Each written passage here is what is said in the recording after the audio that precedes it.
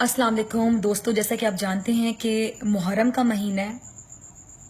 हम ये कहते हैं कि जी अहले तशरीह इस महीने को बहुत गम से गुजारते हैं, बहुत फील करके गुजारते हैं। मैं अहले सुन्नत हूँ, लेकिन आज मैं एक बात कहना चाहूँगी। हम एक दूसरे के फ़िक्रों पे तनकीद करते हैं। कोई किसी को क्या कह रहा है, कोई किसी को क्या कह रहा है। कोई कह रहा है तुम दायरा इस्लाम में नहीं आते, कोई कह रहा है कि तुम मुसलमान नहीं हो। आज मैं एक सवाल पूछना चाहूँगी अपने फ़िक्र के लोगों से भी और उन लोगों से भी जो अहले तशरीह हैं। बल्कि मैं बात करना चाहूँगी, सिंपल एक राय देना चाहूँगी। जब हम इस बात पे एतकाद रखते हैं कि अल्लाह ताला के लिए नबी पाक से बढ़ के कोई भी नहीं, नबी पाक सल्लल्लाहु अलैहि वसल्लम उनकी आल औलाद से जो मोहब्बत करेगा, अल्लाह भी उससे मोहब्बत करेगा। जो अहले तशरीह पूरा महीना, सिर्फ ये महीना नहीं, सफ़र का महीना भी तकलीफ से गुजारते हैं, रो कर गुजारते हैं, उनकी मोहब्बत में गुजारते हैं। जो सालों पहले वाक़या हुआ था उसको याद करते हैं, ताज़ा करते हैं। आने वाली नस्लों को पता चलता है कि क्या हुआ था करबला में। आपको नहीं लगता कि उनकी आंखों से जितने आंसू बहते हैं वो उनकी बख्शिश का सामान बनेंगे आखिरत में? क्योंकि नबी पाक और उनकी औलाद के लिए जो आंसू बहाएगा, उन आंसुओं की कीमत अल्लाह ताला कैसे अदा करेगा, ये अल्लाह को पता है। जो नबी पाक की औलाद से मोहब्बत करेगा, साल गुजरने के बाद भी अपनी आने वाली नस्लों को बताएगा कि क्या जुल्म हुआ था। जुल्म की दास्तान रकम हुई थी करबला में। बीबियां जिनके लेवल का हम सोच भी नहीं सकते। जन्नत की शहजादियां होंगी, शहजादियों से भी बड़ा वर्ड होगा। उनके सर से किसी ने दुपट्टा उतरा हुआ कभी नहीं देखा था। करबला के वाकयात आप याद करें, मुहर्रम में क्या हुआ था जब वो जुलझना आया वापस, और क्या कैफियत थी उस जुलझना की। सजदे में जाके सर कलम कर दिया गया। मतलब आप सोचें कि क्या वाकयात होंगे। 6, 7, 8 महीने एक मतलब मासूम बच्चा होता है, उसकी प्यास की तलब के सवाल पे उस बच्चे की हलक में खंजर उतार देना।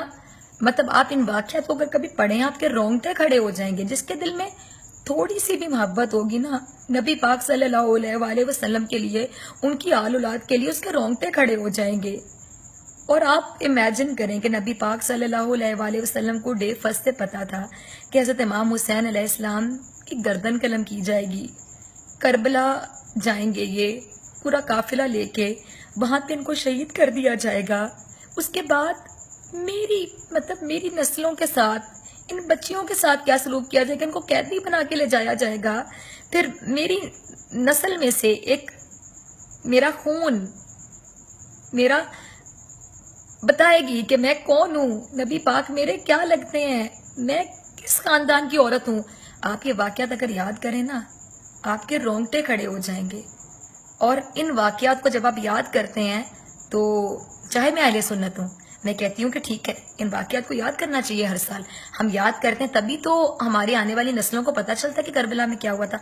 वरना हम तो वो लोग हैं जो पिछले 2 दिन पुरानी बात भूल जाते हैं।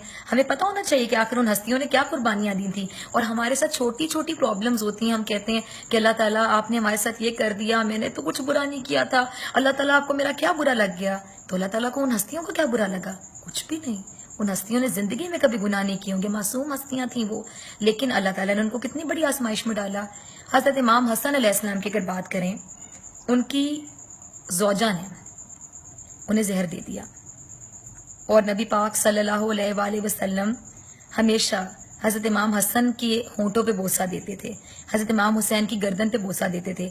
एक बार बीबी फातिमा ने पूछा कि अब्बा हुजूर, आप बोसा इनके होंठों पे देते हैं, इनकी गर्दन पे, इसकी क्या वजह है? तो नबी पाक सल्लल्लाहु अलैहि वसल्लम ने फरमाया, आप दीदा हो गए, और फरमाया कि मेरे इस नवासे की गर्दन कलम की जाएगी और मेरे इस नवासे को होंठों से जहर दिया जाएगा। ये मेरे नवासे जो हैं ये इस तरह शहीद होंगे, इसलिए मैं इनको इस तरह प्यार करता हूँ इन मखसूस हिस्सों पर। और आप ये बताएं कि आप मतलब सब्र की बात करते हैं, हजरत इमाम हुसैन के सब्र की दाद दीजिए। आप हजरत इमाम हसन के आप कैलिबर की दाद दीजिए।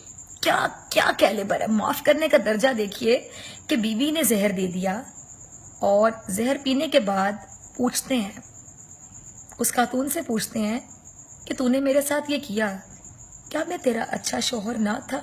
تو نے میرے ساتھ ایسا کیا؟ بس، اور کچھ نہیں پوچھتے. تو ان ہستیوں کے لیے اگر ہم روتے ہیں، اگر کوئی روتا ہے، تو آپ ان کے رونے پہ کامنٹ کیسے کر سکتے ہیں؟ ہم کسی کے بھی ان ہستیوں سے اٹیچمنٹ پہ کامنٹ کیسے کر سکتے ہیں؟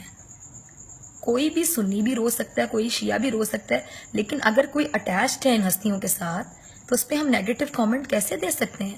آپ کے باقی کامنٹس اپنی جگہ کہ آپ خلفائے راشدین کے حوالے سے جو بھی بات کرتے ہیں سنی شیعہ آپس میں اس بارے میں رائے نہیں دے رہی. میں صرف یہ سوال کر رہی ہوں کہ جو نبی پاک صلی اللہ علیہ وآلہ وسلم کی آل اولاد کے ساتھ ظلم ہوا کربلا کے میدان میں، اگر اس ظلم کو یاد کر کے کوئی آنسو بہاتا ہے، کوئی روتا ہے، کوئی خون کے آنسو روتا ہے، تو ہم ان کو اس بات پہ کامنٹ کیسے کر سکتے ہیں؟